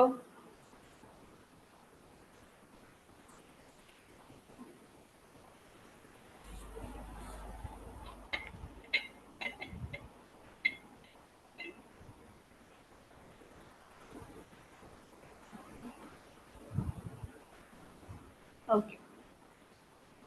Next question. The following statements were made about adaptive radiation. Okay, so adaptive radiation എന്ന് പറയുന്ന ഒരു ഫിനോമിനനെ ബേസ് ചെയ്തിട്ടുള്ള ക്വസ്റ്റ്യൻ ആണ്. എല്ലാവരും കേട്ടിട്ടുണ്ടെന്ന് വിചാരിക്കും. നമ്മൾ എനിക്ക് തോന്നുന്നു ഒരു 12ാം ക്ലാസ് മുതൽ നമ്മൾ കേൾക്കുന്ന ഒരു ടേമാണ് അഡാപ്റ്റീവ് റേഡിയേഷൻ. ശരിക്കും പറഞ്ഞാൽ ആ ഒരു നോളജ് വെച്ച് നമുക്ക് ആൻസർ ചെയ്യാൻ പറ്റുന്ന ഒരു ക്വസ്റ്റ്യൻ ആണിത്. അപ്പോൾ ഇവർ കറക്റ്റ് സ്റ്റേറ്റ്മെന്റ് ആണ് ചോദിച്ചിരിക്കുന്നത്. ഓക്കെ, അപ്പോൾ ഫസ്റ്റ് സ്റ്റേറ്റ്മെന്റ് ചോദിക്കുന്നത് adaptive radiation is a kind of divergent evolution driven by ecological diversification. Okay, yes, അത് കറക്റ്റ് ആണ്. അതായത് ഡൈവേർജന്റ് എവല്യൂഷൻ ആണ് അഡാപ്റ്റീവ് റേഡിയേഷൻ സമയത്ത് നടക്കുന്നത്. Ecological diversification. ഇക്കോളജിക്കൽ ഡൈവേഴ്സിഫിക്കേഷൻ ഒരു ആനിമലിന്റെ ഇക്കോളജി എന്ന് പറയുമ്പോൾ അതിന്റെ ഫുഡ്, അതിന്റെ എൻവയോൺമെന്റ് എല്ലാം അതിൽ പെടും. Okay, everything. അപ്പോൾ അതാണ് ഇവിടെ അവരോട് ഉദ്ദേശിക്കുന്നത്. സോ അതൊരു കറക്റ്റ് സ്റ്റേറ്റ്മെന്റ് ആണ്. ഞാൻ മാർക്ക് ചെയ്യാം. ഓക്കെ, ഇനി adaptive radiation is the divergence of unrelated taxa into different niches. അതൊരു റോങ് സ്റ്റേറ്റ്മെന്റ്. അൺറിലേറ്റഡ് അല്ല, റിലേറ്റഡ് ആണ്. നമ്മൾ അഡാപ്റ്റീവ് റേഡിയേഷൻ പഠിക്കുമ്പോൾ ആർക്കിപ്പെലഗോ ഐലൻഡ്സിൽ പഠിക്കുമ്പോൾ നമ്മൾ ഓൾറെഡി ഫിഞ്ചസിന്റെ കാര്യമല്ല അവിടെ പറയുന്നത്. ഓക്കെ, ഫിഞ്ചസ് എന്താണ്? അവർ അതായത് ഒരേ റിലേറ്റഡ് ടാക്സയാണ് അവർ. ഓക്കെ, അപ്പൊ അവരിലാണ് നമുക്ക് അഡാപ്റ്റീവ് റേഡിയേഷൻ. ആ ഒരു സിമ്പിൾ കാര്യം നമ്മുടെ ഫിഞ്ചസിന്റെ കാര്യം നമ്മുടെ മനസ്സിലുണ്ടെങ്കിൽ നമുക്ക് മനസ്സിലാക്കാൻ പറ്റും ഇതൊരു തെറ്റായിട്ടുള്ളൊരു സ്റ്റേറ്റ്മെന്റ് ആണ്. ഓക്കെ, അപ്പോൾ ബി തെറ്റാണ്. അപ്പൊ ബി ഉള്ള രണ്ട് ഓപ്ഷൻസ് നമുക്ക് ഇവിടെ കളയാട്ടോ. അതായത് ഫസ്റ്റ് ഓപ്ഷനും തേർഡ് ഓപ്ഷനും. ഓക്കെ, പിന്നെ നമുക്ക് എ കറക്റ്റ് ആണെന്നും അറിയാം. ഓക്കെ, അങ്ങനെ വരുന്ന ഒരേ ഒരു ഓപ്ഷനേ ഉള്ളൂ. ആ ഒരു ലോജിക്ക് വെച്ച് നമുക്ക് എന്ത് ചെയ്യാം, ഫോർത്ത് ഓപ്ഷനിലോട്ട് എത്താൻ സാധിക്കും. എന്നാലും നമുക്ക് ജസ്റ്റ് ഒന്ന് വായിക്കാം. സി പറയുന്നത് adaptive radiation is rare on archipelagos remove from the mainland. അത് ഭയങ്കരമായ തെറ്റാണ് അല്ലേ? അതായത് ഈ അഡാപ്റ്റീവ് റേഡിയേഷൻ ഫസ്റ്റ് ആദ്യം കണ്ടത് തന്നെ ആർക്കിപ്പെലഗോ ഐലൻഡിലാണ്, which was like away from the mainland. അപ്പൊ അത് തെറ്റാണ്. Okay, processes unrelated to niche exploitation can be the major drivers of species diversification. Okay, so that's also correct. Okay, so നമുക്ക് easy ആയിട്ട് ഏത് ഓപ്ഷനിലോട്ട് വരാം? ഏത് ഓപ്ഷനിലോട്ട് വരാം? ഫോർത്ത് ഓപ്ഷൻ അല്ലേ? എ ആൻഡ് ഡി സ്റ്റേറ്റ്മെന്റിലോട്ട് നമുക്ക് വരാം. ഓക്കെ, സോ ഈ ക്വസ്റ്റ്യൻ മനസ്സിലായെന്ന് വിചാരിക്കുന്നു. സിമ്പിളായിട്ട് എവല്യൂഷൻ എന്നുള്ളൊരു ക്വസ്റ്റ്യൻ ആണ്. ഓക്കെ, നമ്മുടെ സെക്കൻഡ് ലാസ്റ്റ് ക്വസ്റ്റ്യൻ ആണ്. ഇത് നിങ്ങൾക്ക് ആർക്കെങ്കിലും ആൻസർ ചെയ്യാൻ പറ്റും. വളരെ സിമ്പിളായിട്ട് ചോദിച്ചു. ഞാൻ ജസ്റ്റ് ഒന്ന് ക്വസ്റ്റ്യൻ വായിക്കാം. The following are a set of characteristics found in animal kingdom. Okay, നമ്മളോട് ചോദിച്ചിരിക്കുന്നത് correct set of characterising features of class fishes. ഫിസസിന്റെ ക്ലാസ് ഫിഷസ് നമുക്കറിയാം, നമ്മുടെ ഫിഷസ് ആണ്. അവരുടെ ഫീച്ചേഴ്സ് ഇതിൽ ഏതൊക്കെയാണെന്നാണ് ചോദിക്കുന്നത്. So body is usually streamline, some have spindle shaped or elongated body. Something similar to the features of class fishes തന്നെയാണ്. Body is covered with thick seated scales which provide protection to the internal organs. അതും correct ആണ്. They may be herbivores or carnivores, oviparous or viviparous. Yes, അതായത് ഫിസിക്സിൽ നമുക്ക് ഹെർബിവോസിനെയും കാണാം, animal eating കാർണിവോസിനെയും കാണാം, മുട്ടയിടുന്നതും കാണാം, giving ബർത്തും കാണാം. That is also correct. അപ്പൊ എ ബി സി കറക്റ്റ് ആണ്. അപ്പൊ എ ബി സി കറക്റ്റ് ആണെങ്കിൽ അങ്ങനെ വരുന്ന ഒരേ ഒരു ഓപ്ഷനേ ഉള്ളൂ കേട്ടോ ഇവിടെ. അതിൽ എ ബി സി, ബാക്കിയെല്ലാം ഇല്ല അവിടെ. എന്നാലും ബാക്കി നമുക്ക് നോക്കാം. The nervous system comprises of brain and 10 pairs of cranial nerves. നമുക്കത് അറിയില്ലെന്ന് വിചാരിക്കും. അത് അറിയില്ലെങ്കിൽ നമുക്ക് എന്ത് ചെയ്യാം, ഈ ക്വസ്റ്റ്യൻ നമുക്ക് ആൻസർ ചെയ്യാം. ഈ option all of are oviparous and exhibit sexual dimorphism. അത് ഇവിടെ ഒവിപാരസ് ഓൾ ഓഫ് ദം ആർ ഒവിപാരസ് എന്നാ പറയുന്നത്. ഓൾറെഡി നമ്മൾ പറഞ്ഞു വിവിപാരസ് നമുക്കറിയാം, ആ കേസ് അറിയാം. So this is wrong. So ഇവിടെ നമുക്ക് ഏതാണ് എല്ലാ സ്റ്റേറ്റ്മെന്റ്സും കൃത്യമായിട്ട് അറിഞ്ഞില്ലെങ്കിലും നമുക്ക് ഇഗ്നോർ ചെയ്ത് ഓപ്ഷൻസിലോട്ട് എത്താം എന്നുള്ളതാണ്. ഓക്കെ, അത് CSIR നമ്മുടെ ലൈഫ് സയൻസ് എക്സാമിന്റെ ഒരു പെക്യുലാരിറ്റി ആണ്. ഒത്തിരി പേര് എല്ലാം അറിഞ്ഞിട്ടല്ല എക്സാം എഴുതുന്നെന്നുള്ളതാണ്. ലോജിക്കൽ ചിന്തിങ്ങും ഓപ്ഷൻ ഇഗ്നോറിങ്ങും വഴിയാണ് നമ്മൾ ആൻസറിലേക്ക് എത്തുന്നത് എന്നുള്ളതാണ്. ഓക്കെ, ഇനി നെക്സ്റ്റ്. ഓക്കെ, ലാസ്റ്റ് ക്വസ്റ്റ്യൻ ആണ്. സോ ഇത് വായിക്കാം. ഇത് കാണുമ്പോൾ ഇത്തിരി നമുക്ക് വിചാരിക്കുന്നത് എന്ത് ഭയങ്കര എന്തൊക്കെയോ സംഭവമാണ്, എന്തൊക്കെ E1 E2 ABCD ഒക്കെ വന്നിട്ടുണ്ട്, എന്തോ വലിയ എന്തോ ലോജിക് ഒക്കെ ഉപയോഗിക്കണമെന്ന് തോന്നും. പക്ഷെ വളരെ സിമ്പിൾ ആയിട്ടുള്ള ഒരു ക്വസ്റ്റ്യൻ ആണ്. നമുക്ക് നോക്കാം, വായിക്കുമ്പോൾ മനസ്സിലാവും. ഓക്കെ, സോ പതുക്കെ വായിക്കാം. The figure below depicts a hypothetical scheme for synthesising a target protein in plant. Okay, yes, അതായത് അവർക്ക് ഒരു ടാർഗറ്റ് പ്രോട്ടീൻ ഉണ്ടാക്കണം. അതായത് ഒരു ടാർഗറ്റ് പ്രോട്ടീൻ അല്ല, സോറി, ഒരു ടാർഗറ്റ് പ്രൊഡക്റ്റ് ഉണ്ടാക്കണം പ്ലാന്റിൽ. അത് ഈ ഡിയും ഇയും ആണ്. ഓക്കെ, ഇതാണ് ഡി ആണ് പ്രൊഡക്റ്റ്, ഇ നമ്മൾ വരും എന്തൊക്കെയാണെന്നുള്ളത്. അപ്പൊ അതിന്റെ ഒരു പാത്വേ അല്ലെ, എങ്ങനെ, അതായത് നമ്മളിപ്പോ കെമിസ്ട്രിയിലൊക്കെ പറയില്ലേ എയിൽ നിന്ന് ബി ഉണ്ടാവുന്നു, ബിയിൽ നിന്ന് സി ഉണ്ടാവുന്നു, അതുപോലെ ഒരു സ്കിമാറ്റിക് പാത്വേ ആണ് ഇവരിവിടെ കാണിച്ചിരിക്കുന്നത്. Okay, ABCR precursors of a target product D. അതായത് പ്ലാന്റിൽ ഉണ്ടാക്കേണ്ട ടാർഗറ്റ് പ്രൊഡക്റ്റ് എന്ന് പറയുന്നത് ഏതാണ്? ഡി ആണ്. എയും ബിയും സി അതിന്റെ പ്രീകേഴ്സേഴ്സ് എന്ന് ഉദ്ദേശിക്കുന്നത് വെച്ച് കഴിഞ്ഞാൽ ഈ ഡി ഉണ്ടാവുന്നത് എയിൽ നിന്നും ബിയിൽ നിന്നും സിയിൽ നിന്നുമാണ്. Okay, whereas E is a by product. അതായത് ഇങ്ങനെ ഒരു ഡി ഉണ്ടാകുമ്പോൾ അവിടെ ഒരു ബൈ പ്രൊഡക്റ്റ് ആയിട്ട് എന്തുണ്ടാവുന്നു? ഇ ഉണ്ടാവുന്നു, പ്രൊഡക്റ്റ് ഇ ഉണ്ടാവുന്നു, അത്രേ ഉള്ളൂ. ഇനി ഇത് key enzymes of the pathway are integrated. അത് E1 to E6 ആണ് ഈ ഒരു പാത്വേയിൽ ഇൻവോൾവ് ചെയ്തിരിക്കുന്ന എൻസൈംസ്. അപ്പൊ ഒരു എ പ്രീകേഴ്സർ ബി പ്രീകേഴ്സർ ആവണമെങ്കിൽ E2ന്റെയും E3ന്റെയും പ്രസൻസ് ഉണ്ടാവണം. അതുപോലെ ബി സി ആവണമെങ്കിൽ E4 ഉണ്ടാവണം. സിയിൽ നിന്ന് ഡി ഉണ്ടാവണമെങ്കിൽ എന്തുണ്ടാവണം? E5 ഉണ്ടാകണം. സിയിൽ നിന്ന് ഈ ഒരു ബൈ പ്രൊഡക്റ്റ് ആയിട്ടുള്ള ഇ ഉണ്ടാവണമെങ്കിൽ E6 ഉണ്ടാവണം. അത്രേ ഉള്ളൂ.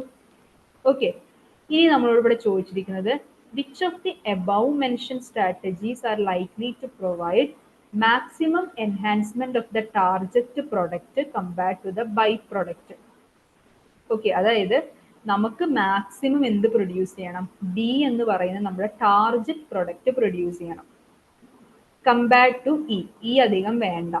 അങ്ങനെയാണെങ്കിൽ നമ്മൾ എന്ത് സ്ട്രാറ്റജിയാണ് ഇവിടെ എടുക്കുക എന്നാണ് ചോദ്യം. If no feedback regulation exists for any of the enzymes in the pathway.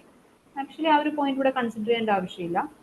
No feedback എന്ന് വെച്ചാൽ അവിടെ ഒരു ഫീഡ്ബാക്ക് റെഗുലിംഗ് പറയാം, പോസിറ്റീവ് നെഗറ്റീവ് ഫീഡ്ബാക്ക് ഉണ്ടെന്ന്. അതിവിടെ ആക്റ്റീവ് ആവുന്നില്ല എന്നാണ് പറയുന്നത്.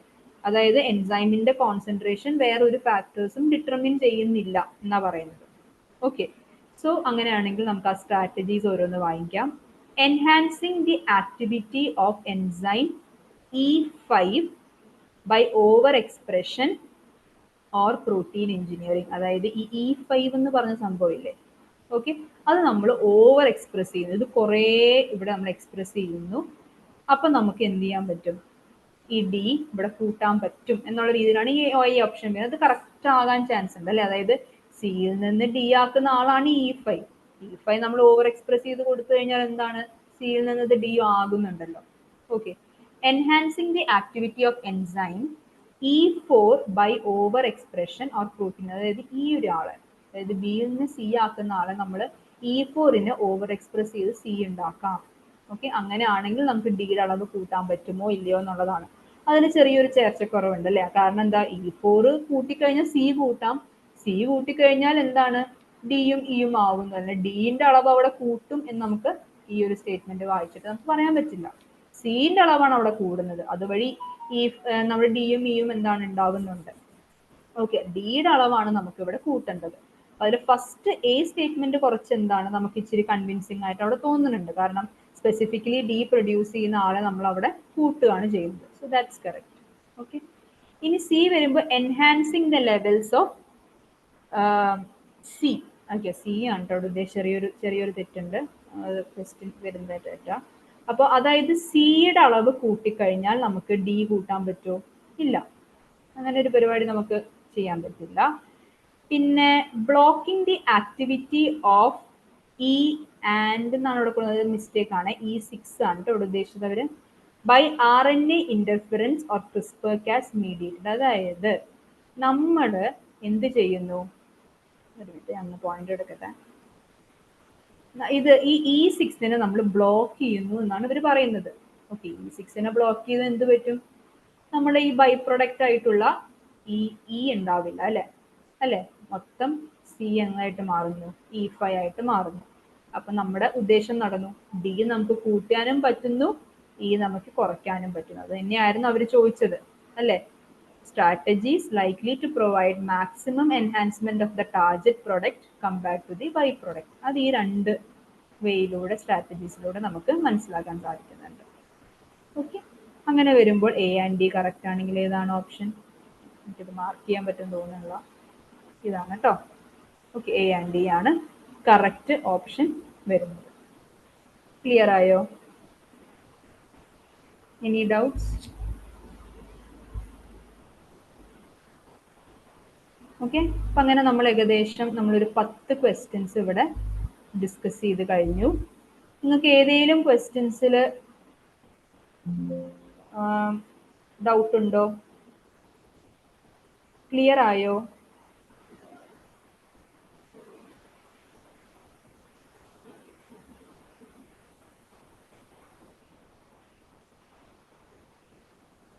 ഹലോ,